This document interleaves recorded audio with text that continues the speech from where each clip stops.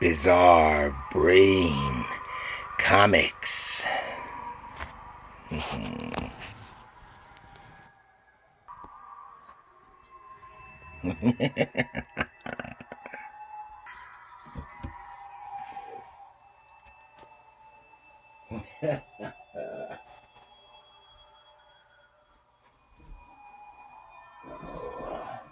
Hello. Hello again, my friends. And welcome to Bizarre Brain Comics. And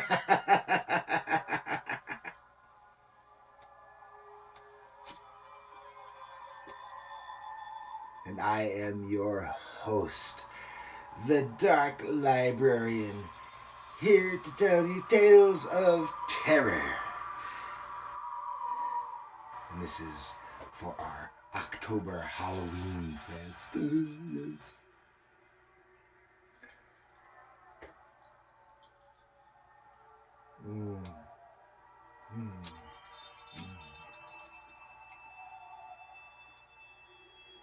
Yes. And this time, we're going to tell a tale from this one right here that my friend Mr. Bones is holding. This is House of Mystery 254 from 1977.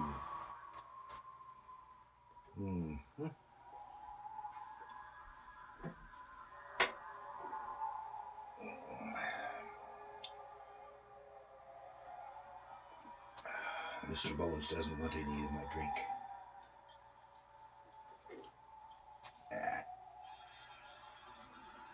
So we shall consult the Tome of Knowledge.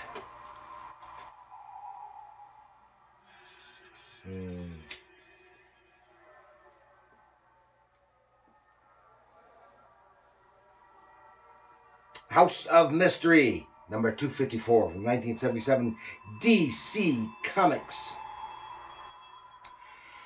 And House of Mystery is the title used for several horror, fantasy, and mystery comics anthologies from DC Comics. And it has a sister title, The House of Secrets.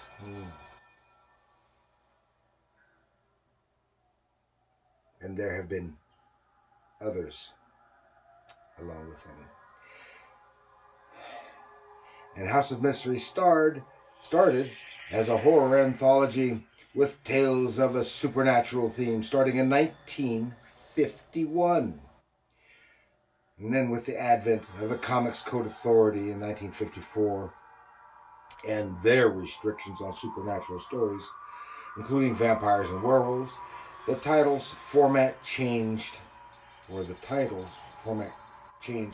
to science fiction and other suspense stories within the Comics Code.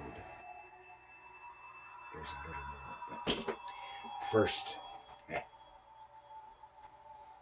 House of Mysteries.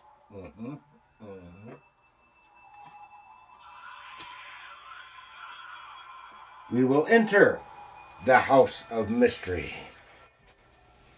to see what mysteries it has to offer. Yes, here we have, see the full cover, House of Mystery 254. You can see this was one of the, from that period when they had the, this is 80-page, $1 comic. This had a nice Neal Adams cover, and the cover story here is the story that we're going to be looking at. And this, and this title here was from 1964 to 1968.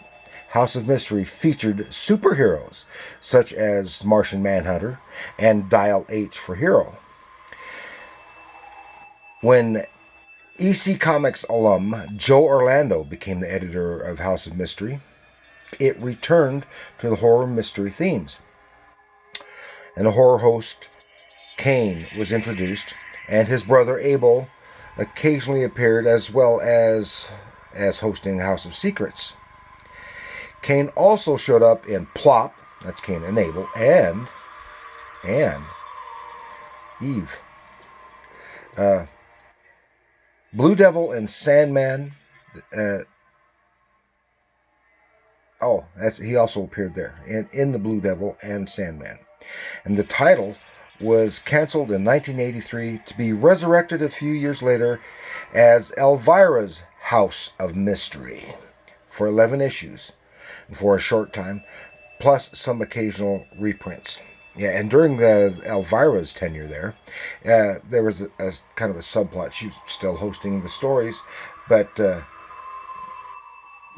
I guess from what I understand, there was a search for Cain because Cain had gone missing, and so she was filling in for him. Now, this story that we're going to look at is called The Sea Monkeys. It was written by Lois Maiwald, and I looked for information on her, and this, apparently, from what I can see, this is the only story she ever wrote, for comics anyway. I couldn't find anything else on her. And it's drawn by E.R. Cruz. And Cruz, he was born in 1934, and he's a Filipino comic artist, best known for work on DC Mystery and War Comics. And he started working on Philippine publications, then worked for Tony DeZuniga's studio from 72... No, I said that wrong. He worked for Tony DeZuniga's studio, and from 72 to 87 he worked on various DC Mystery and War titles, and The Shadow, and Sherlock Holmes. And he did inks and pencils and he drew various Marvel comics, including some X-Men and some Transformers, etc. So, even though I'm not as familiar with his name, I do remember seeing his style, his work. And so he did a lot of work around for the American market. And you can see here in this particular book, it starts off with a little bit here with Cain and Abel on vacation. Cain is griping because Abel talked him into taking this vacation to Scotland, and they're out in a little rowboat on Loch Ness. And they're rowing around and bickering, as siblings are wont to do. Abel falls, they're trying to fish, and he falls in the water, and he's brought, oh, there's Nessie, yep, the Loch Ness Monster. She's right there, and he's hanging on her neck. And Nessie is contemplating eating them. And Cain is insulting Nessie. He says, I'm just going to eat you and shut you up.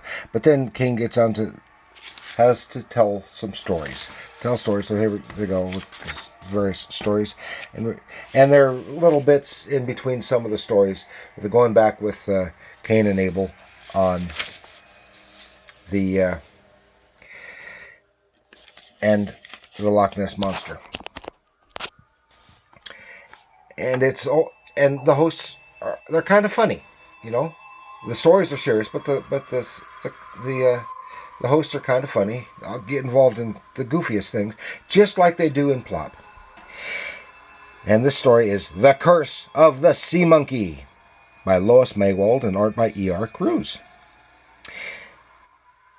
And here's this, and it starts off Cain telling the story of this captain of this fishing boat in a storm, and his boat goes down, and he's about to drown when some strange creature grabs him and saves him, takes him to the surface, and he realizes, what, good Lord, a sea monkey! I never believed the old legends, but I need more than him saving my lousy stinking life. Yeah, because he's... Oh, well, we'll get to that. And it's very nicely drawn. This is kind of like a combination... The sea monkeys is kind of like a combination of the creature from the Black Lagoon and a mermaid. And so the sea monkey hauls his butt on shore and grounding himself in the process. So before the sea monkey can crawl back into the sea and get away, this captain, he grabs him, and the sea monkey says, "No, let me free." So I mean, this is gratitude for you, right? Grabs a club from some driftwood and clunks him on the head, knocking him out, and then hauls the sea monkey back to his home. And his wife beseeches him to return the sea monkey to the sea.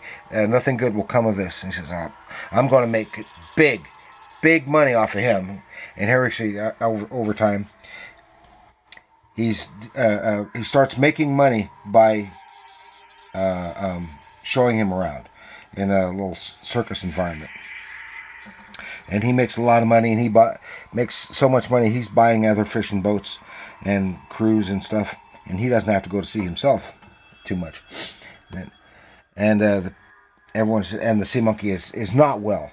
He's chained up, and he whips him because he's trying to get him when he refuses to do the tricks that the captain wants him to do. Till finally, just a few more shows, and get a doctor. As the doctor, man, it's helpless. You got to let him free, or he's going to die. And as a result, the sea monkey does die. Oh well, I guess I got enough money out of him. I'm doing well. So now we got to get rid of this body. So he goes to one of his fishing boats, hauling the body with him. They put it on the fishing boat, and they're going to dump it over the side when they get out to sea. He does dump it over the side, and he's fishing. And then suddenly, out of nowhere, a storm, a squall comes up, and the captain is washed overboard. Oh! See this really nice artwork, some beautifully drawn stuff, very well visually told, and I think it's a good, well told story for just a few pages. So the captain looks like he's going to drown. He's being circled by sharks. Oh my gosh, so what's going to happen then? The sharks start coming in on him, and then suddenly, the sharks, they disperse, they take off. He goes, what? I'm still alive. I got to swim up and get air. And then he starts swimming to the surface, and something's different, but he doesn't notice it yet. He gets to the side, he starts to the surface and starts crawling aboard the ship. My gosh, this is when he starts to realize that he's not himself. He is this horrid monster. It ain't our captain. Hurry, let's catch this man-eater. Help! So they get this monster entwined in the nets, haul him aboard. Says, that thing ate the captain. Quick, let's kill it. Are you crazy? We'll sell it to the new aquarium. Yeah, they're there, and they sell it to the aquarium, and they make a fortune off the deal. And they're this creature who was the captain in the aquarium. And there we see his wife and his son. And the son said, "Did that thing eat my daddy?" So, "I think so, dear." While he's tapping, and trying to get their attention. No, it's me. He doesn't say that, but that's what's going on. And this is a horrid-looking thing. It's unlike anything. Part crab, part shrimp, part squid. And it's the only example like it. And here, where it's well cared for, it will live a long life in captivity, unlike the sea monkey. And this is the curse of the sea monkey. That was fun. I really enjoyed that story. And there's just more stuff, various creators. Here we are back with some of the Loch Ness Monster. And they have little humor spits, which is exactly the kind of stuff that they had in Plop. And they had these before Plop too. And this is Plop had the same kind of stories as House of Mystery, another one. And that's it for House of Mysteries, 254. I think it's a fun read. I like the little humor stuff with the horror hosts. I really like when a book has a horror host. It's a long tradition of horror hosts going back to the old-time radio days in the 1930s. when they had stories of mystery and macabre with the hosts. So that's it. I hope you enjoyed that. Please, thank you for joining me. Please like, share, subscribe, leave a comment. And remember, even if it's mysterious, comics are art.